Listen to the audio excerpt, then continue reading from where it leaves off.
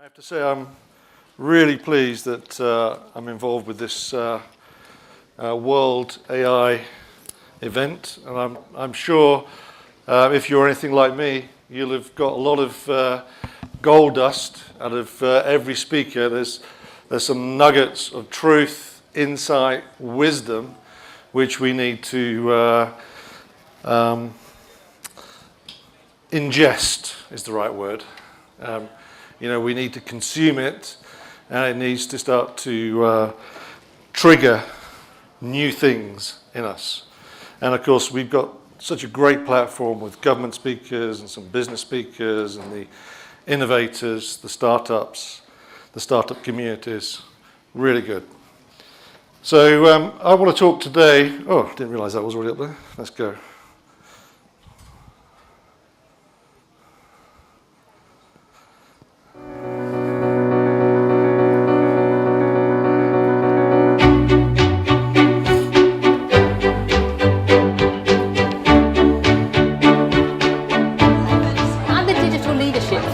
Help our members to innovate and grow in the digital age by designing and running highly interactive, collaborative and inspiring sessions where our members can share experiences and gain valuable insights to support their digital strategies. The Digital Leadership Forum is a growing community of world-leading organisations, from Dell and Lloyds Bank through to GSK, Unilever and Oracle. Typically we attract heads of innovation, senior digital marketing professionals, HR directors and people who are literally just starting out.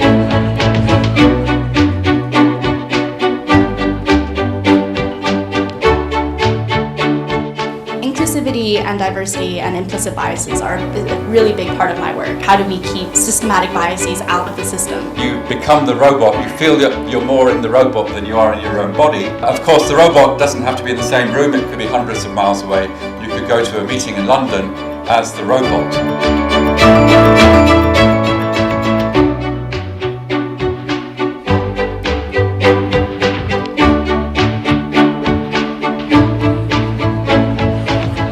Is more than talks and it's more than networking. It's a community of innovative digital leaders. Our members host the sessions in their own offices and there's an emphasis on knowledge sharing and collaboration. The Digital Leadership Forum is very open and very inclusive. Membership is for the entire organisation.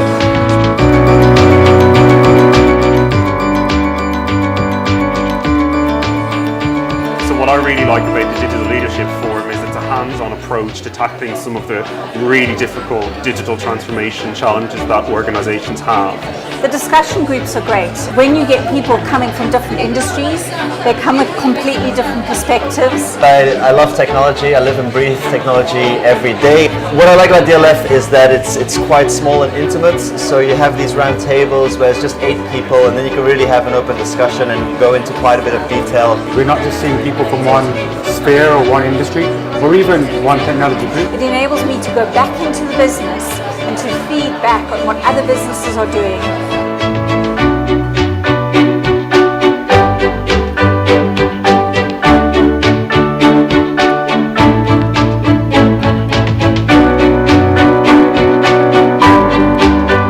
How do I describe the DLF in 3 words? Oh my word.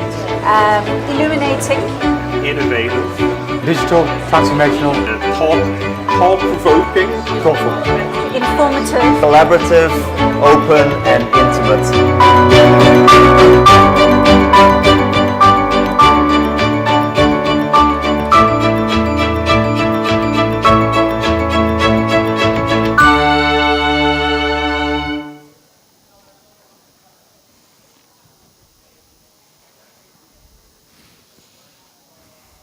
Good, I hope you enjoyed that. Just give me 1 minute while I get my presentation back. That's the problem when you leap out of PowerPoint into YouTube. You've got to leap back. Here we go. So, the Digital Leadership Forum started 10 years ago in London, and it started when social media was the buzzword, not AI or blockchain. So when social media and Facebook and Twitter and were embryonic and hadn't become the forces of change and influence that they've become today. So we've been traveling on this digital disruption juggernaut for the last 10 years. And another reason I'm delighted to be here is obviously to partner with Trescon and hopefully initiate new partnerships with the B Hub and the rest of you guys, the AI Hub and other guys and communities out here, because now is a critical stage. You know, it's been talked about, the digital divide, and Kenya, East Africa, Africa as a continent must play its role in this digital new world we're moving into.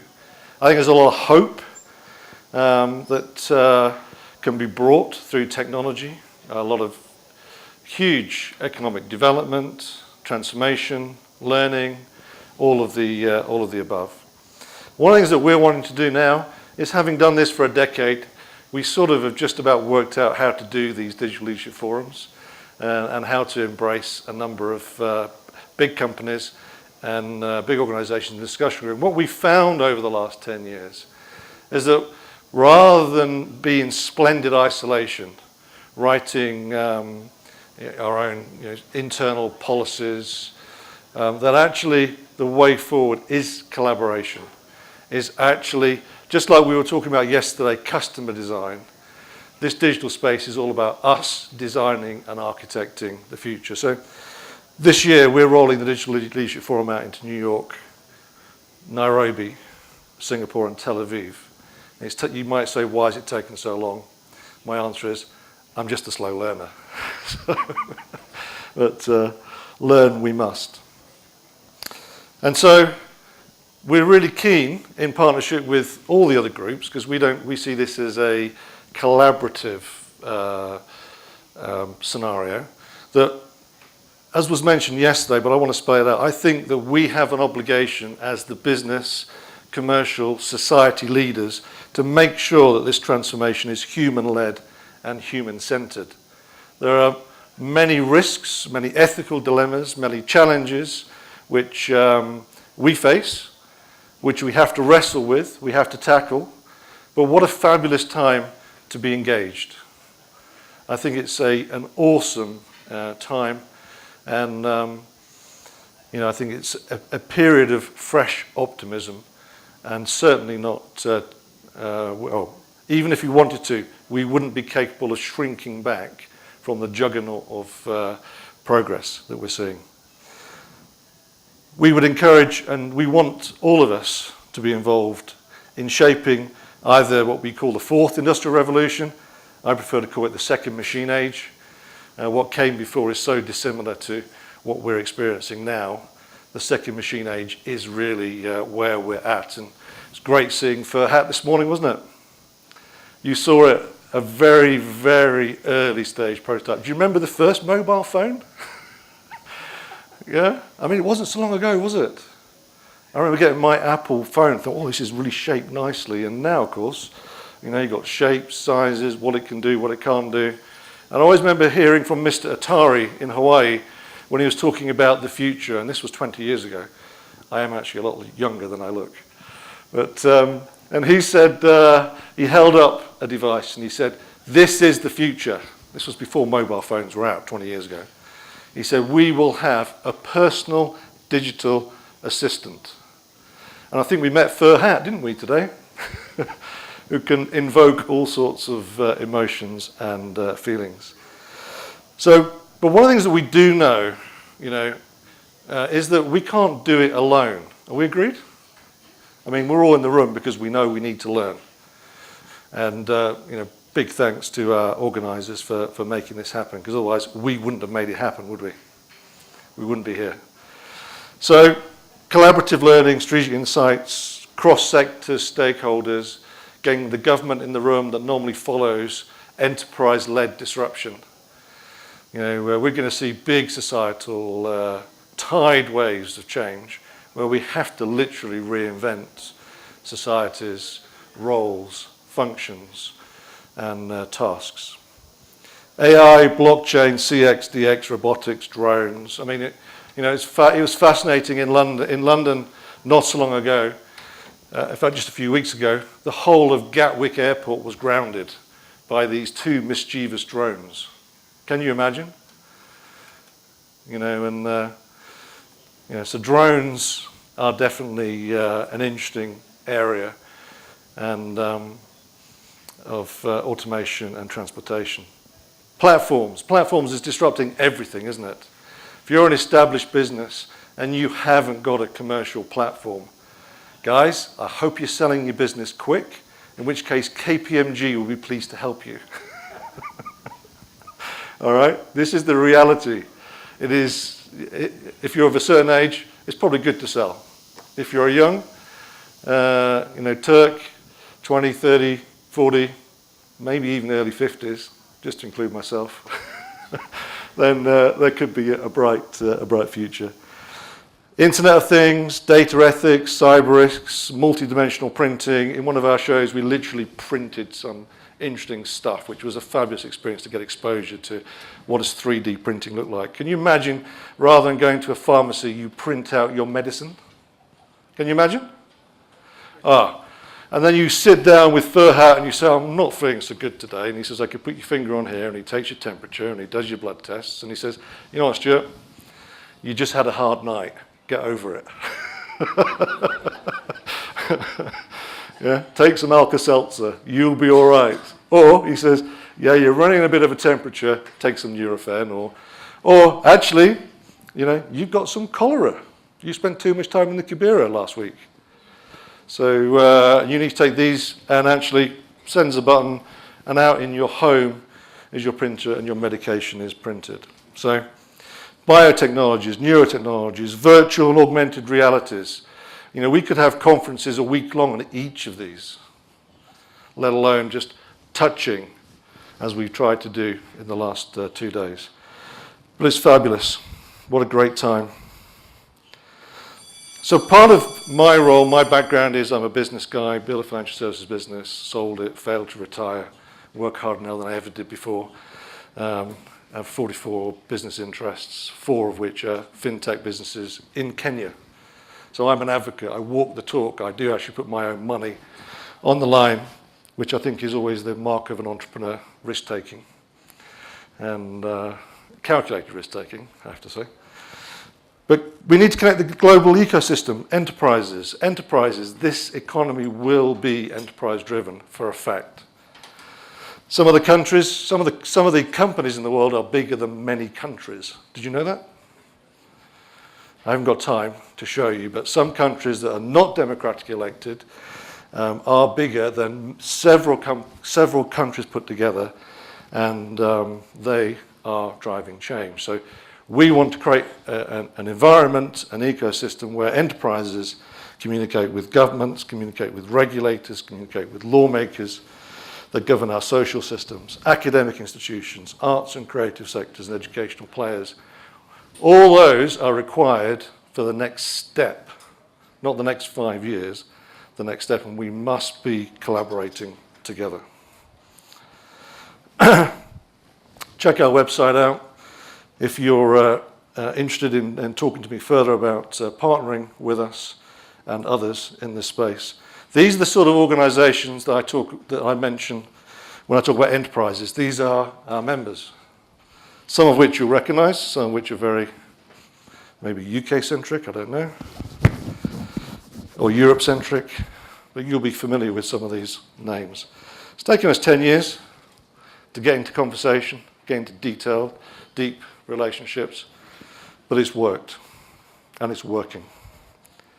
And you saw some showreel there of some of the players in the space. And what you'll notice was, you saw a bit of machine, but you saw a lot of people in the room. Did you notice that? A lot of people, not a lot of code, a little bit of robotics, a little bit of 3D printing and stuff.